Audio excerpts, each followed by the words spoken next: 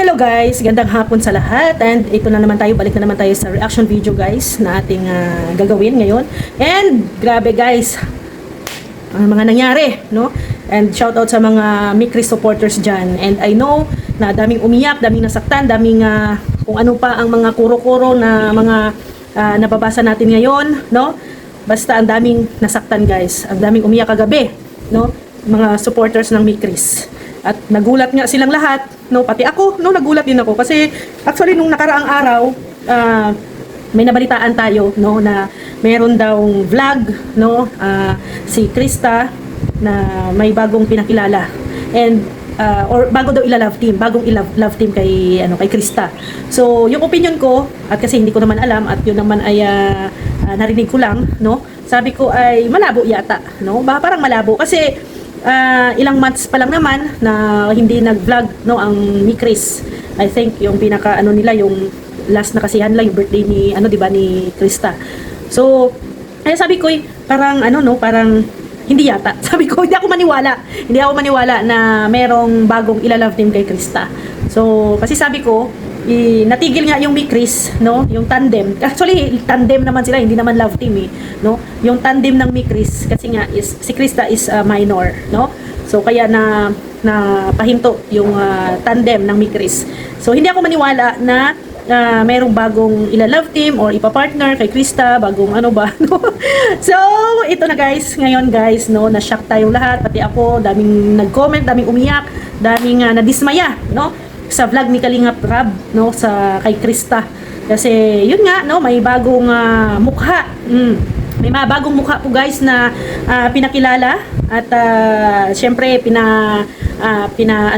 Krista, no, pinakilala pa lang naman guys, no. At syempre bagong mukha, kahit ako hindi ko naman siya kilala, and I think isa din sa mga ambassador ng Velvet. So it means kumbaga siya, katrabaho, no, katrabaho ni Krista. And ay alam nyo guys, no, ito ay opinion ko lang. Ito, iba-iba naman tayo ng opinion, iba-iba tayo ng pananaw or kung ano man doon sa nakikita natin. Mag-relax muna, mga Mikris supporters dyan. Relax muna kayo, kumalma lang muna kayo, wag muna kayong dyan guys, no. Wag muna kayong mabahala, no, kasi unang-una si Kalingap Rab po guys ay hindi pa naman po nagsabi na si Krista ay itatandem or ila-love team, no, sa iba, no.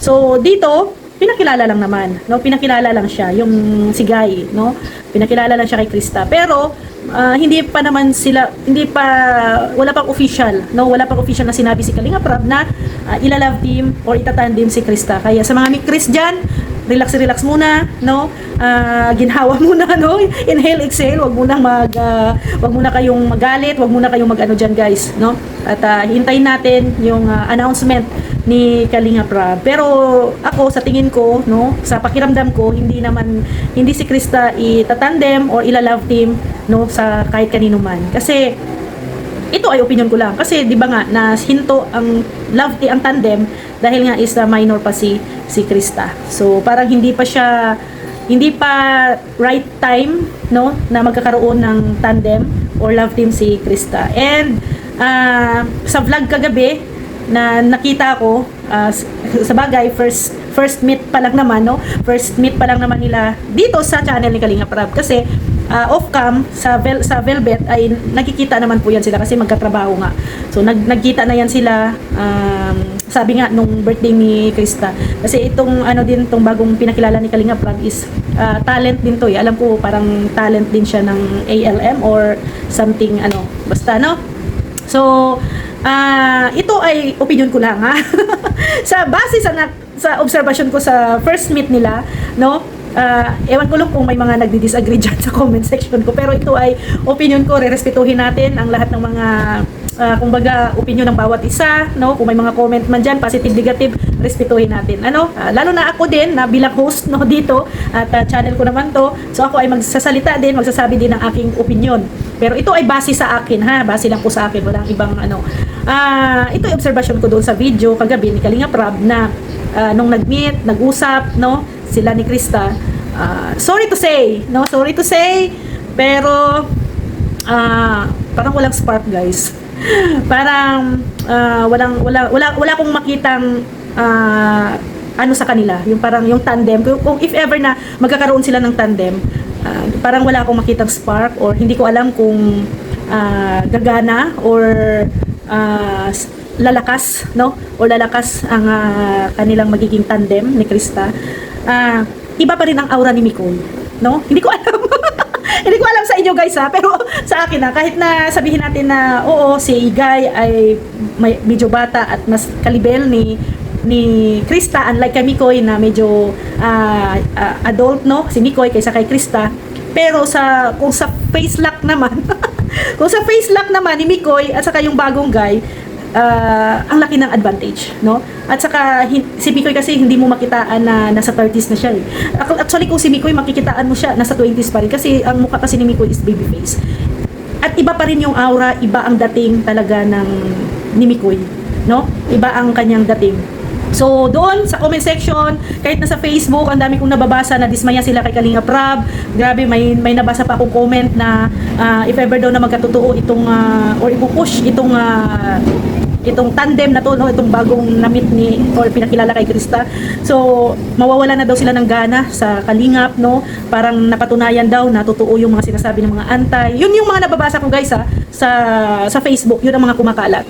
So, then dismaya sila kay Kalinga Prab kasi nga narespeto nila yung desisyon ni Kalinga Prab na tigil muna yung Mikris kasi nga yung reason is underage si Krista, and syempre magpo-focus sa school, no? Then may mga nababasa din ako na ayaw na nila, no? Ayaw na nilang suportahan si Tata, si Ligaya, at saka nadamay si Tatay Jonel kasi alam niyo may channel naman si Tatay Jonel. So yung mga supporters ay medyo talaga nadismaya. Imbis na gusto silang susuporta, mas gusto nilang susuporta kay Krista na solo, na walang tandem or kalab team si Krista, na siya lang, mas gustuhin daw nila yun na suportahan, unlike sa kung itatandem pa si Krista sa iba, no? If ever mangyari daw yun, no, hindi na sila susuporta.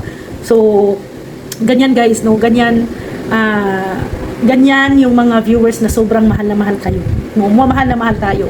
Kasi yung mga viewers natin, mga supporters natin ay nakakaintindi naman yan, no? Nakakaintindi yan kung ipapaliwanag ng maayos sa ating mga supporters. And ayan guys, no, sa mga nanonood ngayon sa ating reaction video, sa mga Mikri supporters dyan, wag muna kayong mag-react ng bonggang-bongga kasi unang-una, wala pa naman pong sinabi or official na sinabi si Kalinga Prab na ilalove team or itatandem si Krista.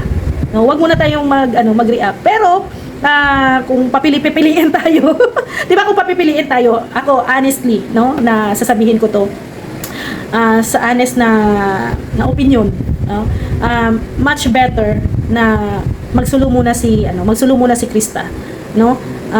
Kasi unang-una, love team medyo mainit ngayon guys, ang issue ngayon sa mga love team. Then kaya nga natigil, no, yung Mikris dahil nga sa pagla-love team, no, or tandem. Actually tandem naman sila hindi naman siya love team. Pero syempre, parang ganun na lang din yun, no, ang isip ng iba kasi ng mga viewers, no, tandem or love team is same. Pero para sa atin kasi, yung tandem kasi is parang partnership lang yan. Yan, iba siya sa love team. Pero respetuhin natin yung opinion ng iba. So dito naman sa nakikita ko, no, para sa akin, wag muna i-tandem or i-love team si Krista sa mga bagong mukha. Kasi magiging kawawa din po si Krista. Pagdating ng araw, imbis na mayroong susuporta, syempre mababawasan na yung susuporta. Then kawawa din po yung bagong mukha kasi imbis na bago pa lang siya, nababash na, no? Na nahuhusgahan na, 'di ba? So kumbaga dahan-dahan, no? And ako guys, pa rin ako, waiting pa rin po ako. Kung ako lang ang papipiliin, mas kung itatandeman lang or ila-love team, mas okay na din ako kay Mikoy na lang din. Pero siyempre, sasabihin natin na bigyan ng chance yung mga bago, no, yung mga bagong mukha na gusto ding sisikat or gusto ding ipakilala ni Kalinga Prab, no, respeto natin yun. Pero sa mga siguro, sa mga ibang mga Kalingap Angel siguro na hindi pa nagkakaroon ng mga love team or tandem, no, para kumbaga iwas bashing, no, at saka na din, no, ang dami talaga mga negative comment na nangyari doon sa vlog, no, sa vlog ni Kalinga Prab doon sa kanyang ginawang video kay Krista kagabi. So pero naintindihan naman natin yun, guys, no, kasi syempre yung platform ni Kalinga Prab naman kasi is syempre pinakilala niya lang yung bagong mukha, no? So diyan malalaman at diyan malalaman ni Kalinga Prab kung may support or wala, no, talaga. So siguro, no, ngayon alam ko nagbabasa naman si Kalinga Prab, no, may mga nagpi-PM din kay Kalinga Prab ng mga supporters, no. Siguro ano yan, ibabalanse naman ni Kalinga Prab yan, guys, no, ibabalanse yan. Wag niyong pangunahan si Kalinga Prab, no, please lang, wag niyong pangunahan kasi hindi pa naman siya official na nagsabi na mayroong love team or tandem si Krista. And wag niyo din pong ano, guys, wag niyo din pong or wag kayong magalit kina Tatay Junel, no, kay Maria, kay Tata, kasi kumbaga wala naman din silang kumbaga wala silang rights. No, wala naman silang rights kung ano ang gagawin sa channel ni Kalinga Prab kasi program nga yan ni Kalinga Prab. So syempre si Kalinga Prab pa rin yung masusunod, no, sa lahat. And I think, no, and alam ko naman na nababasa ni Kalinga Prab yung mga hinaing po ninyo na wag itandem si Krista. So ito ay ano yan, guys, kailangan i-balance natin. Pero para doon sa mga bagong mukha, no, na kumbaga bagong karakter, ano, I think iba na lang, ibang angels, no, yung hindi pa nakaranas ng mga love team siguro, parang gano'n, no, para maiwas sa bashing, mas susuportahan, di ba? Kaya doon sa mga nagsasabi na nagagalit, no, at no, pati na din si kay Krista, may mga nagagalit na din kay Krista kasi pumayag. And alam nyo, guys, doon sa video ni Kalinga Prab, iba yung mukha ni Krista. Nawala yung parang nawala yung excitement. Iba eh. Iba sila ni iba yung mukha niya pagdating si Mikoy ang kausap yung kaharap no? Iba talaga ang aura ni Krista sa vlogging, sa pag-vlog. No, sa video ni Kalinga Prab. Kaya ayan, sa mga nagagalit dyan, mag-relax muna kayo, ha. And ayun, napanood ko din yung live ni Mikoy kagabi, no? Parang may something fishy, no? Hindi ko alam, mas marites kayo sa akin. Siguro mas may alam kayo, no, kaysa sa akin. Ako kasi nakikinig lang ako, nakikiramdam lang din ako, no. Kaya sa live ni Mikoy kagabi, no, although nagsabi naman siya na wag i-bash si Kalinga Prab, si Krista, no, pero may sinabi siya about kina Tata and Maria Ligaya, no. So alam niyo, guys, ako naman tayo, hindi man natin kasi sila masyadong nakikilala, nakakausap, no? At sila naman kasi ay parang kumbaga nasa isang team sila doon sa Mikris. So nagkakausap-usap yung mga yan. So tayo ay nag-o-observe lamang. So doon sa live ni Kalingap Mikoy kagabi, parang may something, no? Ano kaya ang something nitong tatlong to, no? Parang siya parang kunti na lang mau-open na ni Mikoy, no? Yung kanyang feelings. Ang kanyang masamang feelings, no, dito kina Kalingap Tata and kay Maria Ligaya. So kung ano man yun, guys, hopefully maayos nila, magkausap sila, makaklarify nila, baka nagkakaroon lang ng misunderstanding, no. So wag nang palakihin pa or wag nang damdamin pa, or kasi ang solusyon lang diyan, guys, no, Mikoy, kung nanonood ka man, ang solusyon lang diyan ay kausapin mo, i-open up mo, no, masaktan man o sa hindi, at least yung nararamdaman mo ay ma-voice out mo. Wag in the live, wag sa social media. Mas maganda kung personal. Total, nagkakausap naman kayo, minsan nakikita naman kayo. Mas maganda yung personal. Ayan, open mo, no camera. Open mo lahat para mas mabawasan ang iyong mabigat na nararamdaman. And for Maria Ligaya din and kay Tata, ganun din, no. Ngayon, siguro alam na ninyo na medyo lang naman, hindi naman minor, medyo lang, na alam na ninyo na parang merong feelings, no, na hindi maganda si Mikoy sa inyo. So bilang isang team or nagkaroon kayo ng kumbaga teamwork, no, naging magkatrabaho naman kayo diyan sa Mikris, kausapin nyo personal si Mikoy. So mas maganda yung klaro, mas maganda yung nagkakausap kayo personal, no, para mas ma-voice out ninyo, mas mapakinggan ninyo ang isa't isa at masettle na yan, no? Bawal baga sa atin dito ang mga mga tamparurot, no? Bawal dito sa Kalingap ang mga tamparurot, no, tampuhin. So, yun lang guys, no? Kaya please lang sa mga Mi Cristo supporters dyan, huwag muna kayong masyadong magalit, no? Kasi wala pa namang official na announcement si Kalingap Rab. At ito ay ano pa lang naman, 'di ba? Parang tinitest, no? Tinitest pa lang. Pero para sa akin, no, ako opinion ko lang naman 'to, para sa akin, okay na si Krista na solo, no? Na ano lang muna. Siguro mas marami pang susuporta kay Krista pag solo siya sa ngayon, no? Pero hindi natin alam in the next day, no, baka mabago ang kapalaran, 'di ba? Pero klarong-klaro at nakita ko siya guys, no? Iko-compare lang natin si Mikoy and yung bagong pinakilala kay Krista. Iba talaga, iba ang dating, iba ang maging aura, no, doon sa video ni Kalingap Rab. Iba yung kumbaga spark. No? Sa ano kasi sa kay Mikoy kasi at saka kay Krista, nakikitaan mo lalo lang yung mga mata, no? Nangungusap and iba ang spark talaga. May lahat tayong mga viewers ay nadadala tayo sa emosyon na kung anong meron sila. Pero dito sa bago, sorry. Sorry kay Beshi kasi alam ko isa si Beshi dyan sa so pasensya kay Beshi Roya. Pero ito ay ano lang naman. Ating na-observe, no? Aking na-observe na sa first meet wala akong nakitang spark or kumbaga kikilig. Kikiligin ka, no, ng bonggang-bongga unlike sa kay Mikoy. Kasi si Mikoy kasi guys magaling kasi umarte. Magaling umaura no. Magaling si Mikoy, no.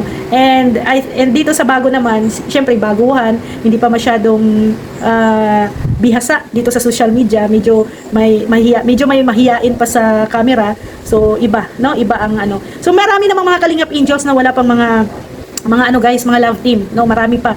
Yan, sila Bridget, sila Jaja, sino pa yung mga si Jessica. No? So marami pang mga ano diyan, mga Kalingap Angels, no. Pero wag kayong magalit sa akin guys. Ito'y sariling opinion ko lang and kayo may sariling opinion din po kayo. And ayan guys, please suportahan niyo po, no.